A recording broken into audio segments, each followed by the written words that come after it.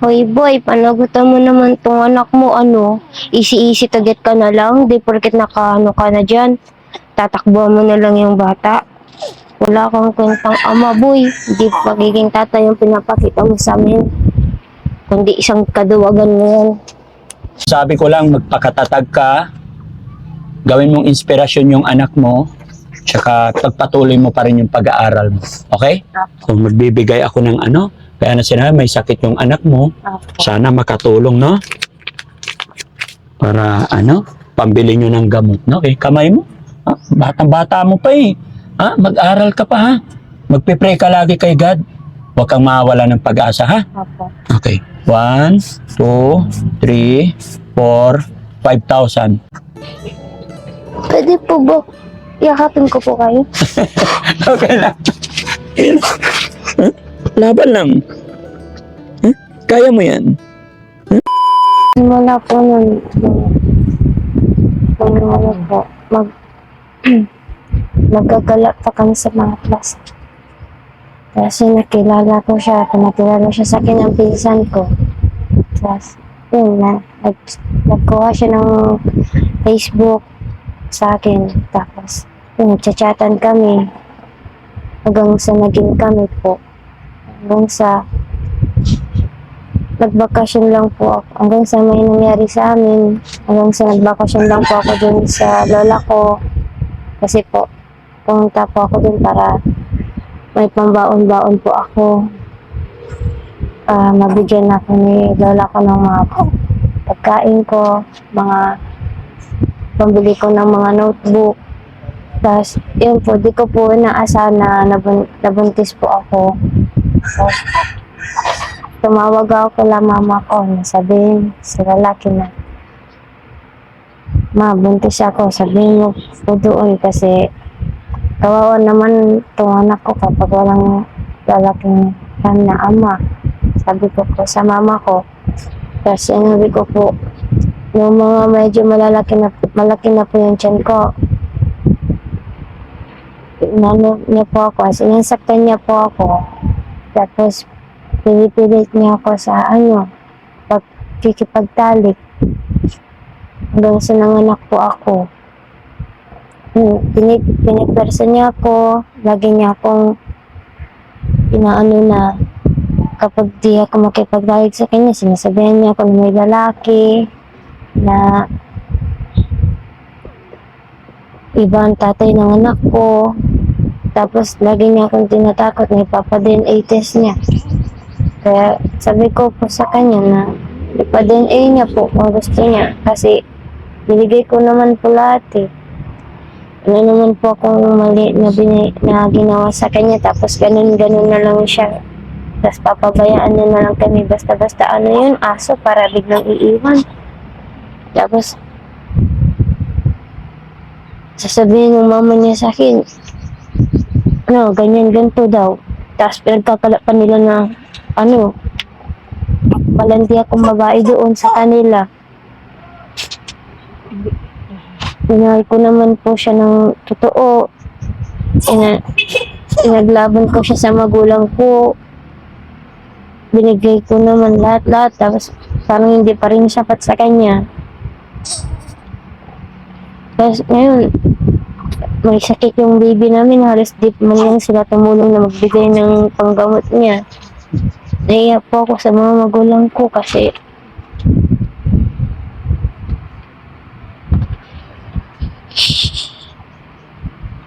sila yung ano, nagbubuhay sa amin mag-ina.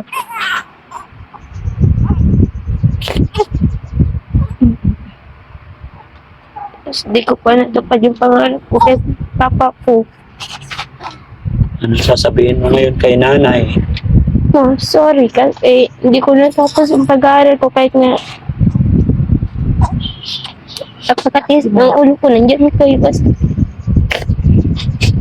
kasi yan tanggapin niyo pa rin kaming dalawa. Aminin ko po na matigas yung ulo ko kaya nangyari sa akin to. Nagsisisi ka ba? Sobra po. Ano sasabihin mo sa tatay mo na hindi ka nakatupad sa pangako mo?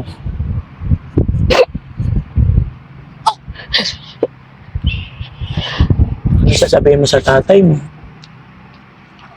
Pasensya na kasi sa sobrang katigasan ng ulo ko. Ito ako, nandito, nag-aalaga ng apo niyo.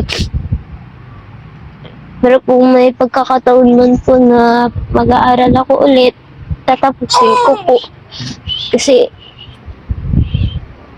siya na lang po yung kinukuhanan ko ng lakas eh. Tapos kahit makapag-aral pa ako, may posible na maganda po yung magiging trabaho ko. 15 years old ka pa lang, anak. Hindi bibigay ni God yan. Hindi ko sinasabing tama yung ginawa mo. What I mean is, hindi porket nagkaroon ng ganyan, ay wala ng pag-asa, no? So, panalangin natin na sana tulungan ka ng tatay ng bata.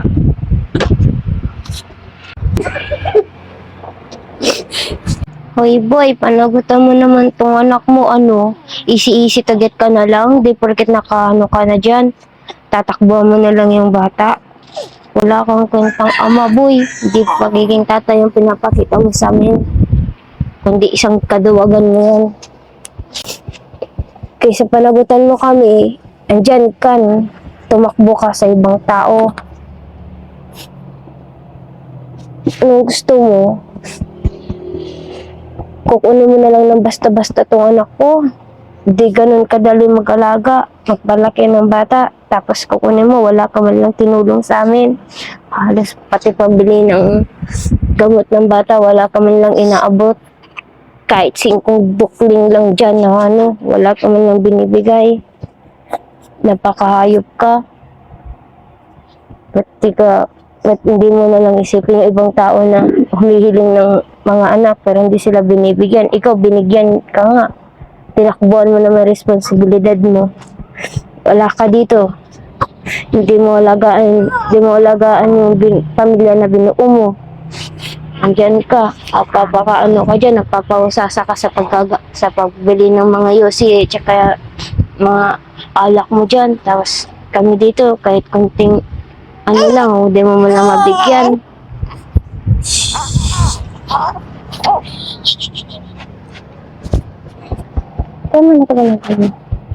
So, ibig mo sabihin gusto niyang kunin yung bata lang? Opo. Ano sabi niya sa'yo? Paano pagkasabi?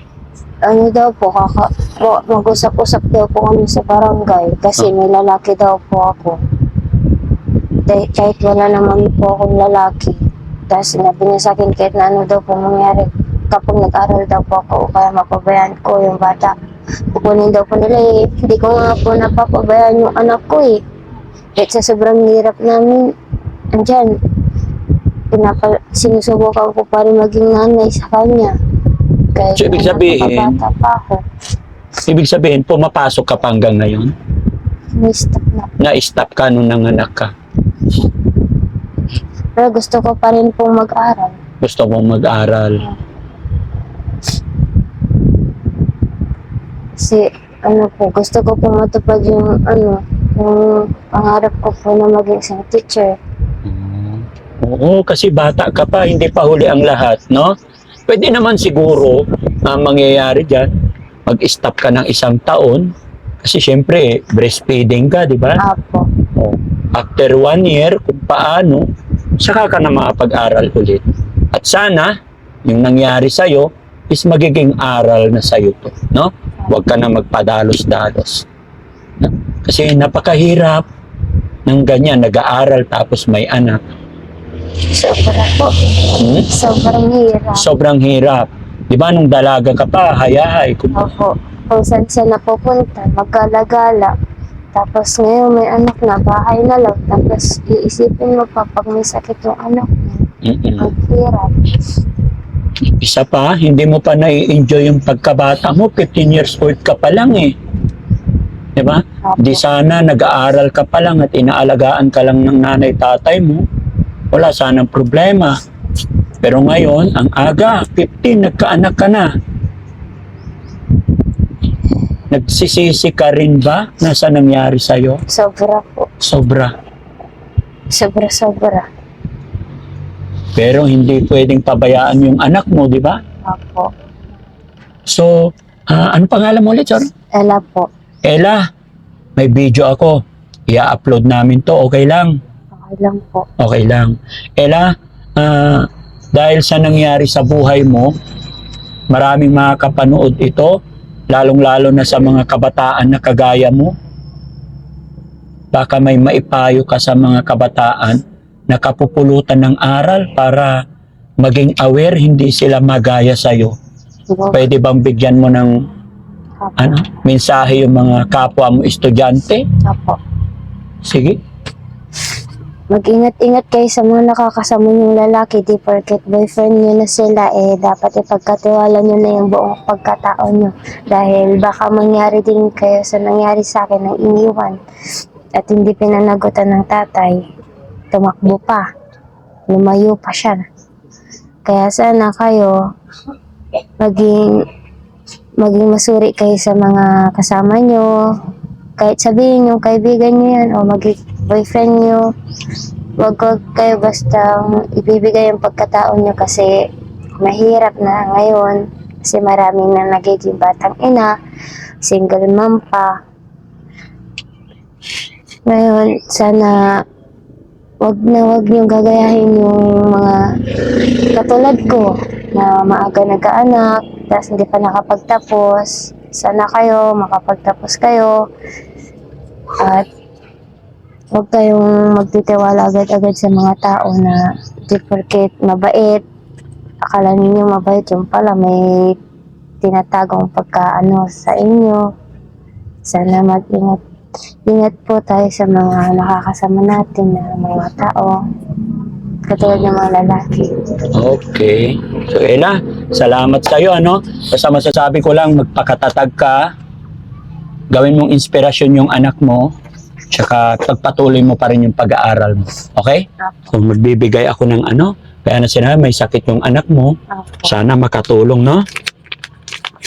Para, pambili nyo ng gamot, no? Okay, kamay mo. Batang-bata mo pa eh. Mag-aral ka pa, ha? Magpipray ka lagi kay God. Huwag kang mawala ng pag-asa, ha? Opo. Okay. 1, 2, 3, 4, 5,000. Sana makatulong sa inyong mag-ina yan. At maging aral sa iyo, ano? Sa pangalawang pagkakataon ay maging maingat ka na.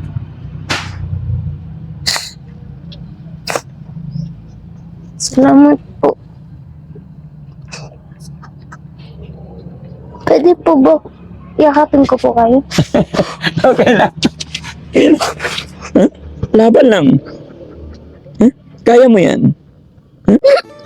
Huwag kang mawala ng pag-asa. Sige lang. Salamat po. Andyan pa ang nanay, tatay mo. Andyan ang mga kapatid mo para gagabay sa kahinaan mo. Kaya basta masasabi ko lang, wag na wag kang susuko. Pagsubok lang yan, no? Kaya magmula ngayon, magtitiwala ka lagi sa nanay, tatay mo. Kung anong payo nila, sundin mo, okay? Dahil bata ka pa, no? Opo. Hindi porkit nangyari yan ay wala ng future or what, no. Isipin mo na lang yung anak mo is parang bunso mong kapatid na sabay palalakihin mo siya tapos ikaw nag-aaral na nandyan yung gabay ng nanay at tatay mo at kay God, number 1. Ha? O, sige. Pati ako napapaiyak sa batang ito, mga kababayan. Mahirap magsalita, mga kababayan. Hindi ako masyadong magaling magsalita. Lalong-lalo na sa edad niya na 15 years old. Maging siya man, mga kababayan, alam kong nararamdaman ninyo. Hindi niya pa alam yung mga sinasabi niya dahil sa kanyang edad. Kaya, yun lang, mga kababayan. Ipag-pray natin na sana makarecover siya, sana malagpasan niya itong pagsubok sa kanya. Ella, ayan, gaya na sinabi ko, magpakatatag ka. Gawin mong inspirasyon yung anak mo. Okay? So, ayan, mga kababayan, mga kabarangay, maraming salamat pong muli sa inyo. Pati ako naiiyak. May anak din ako. Ayokong palayo ng Diyos, mga kababayan. Yung anak ko, 12 years old, yung anak kong babae. Pagkaingatan natin yung mga anak natin, mga kababayan. gabayan natin parati sila, no? So, maraming salamat po. Pagka ganito talaga naiiyak din po. Naawa ako. Kaya, mga boys, pagkalalaki po tayo. Huwag po din po tayong padalos-dalos. Sa nakaanak kay Ella, wala po akong nasa gitna lang po si Daddy Frankie. Pero hiling ko sana para sa bata, para sa anak po, ano? So, mga kababayan, maraming salamat po. Daddy Frankie po, anak ng Pangasinan, from Pangasinan. Mabuhay po tayo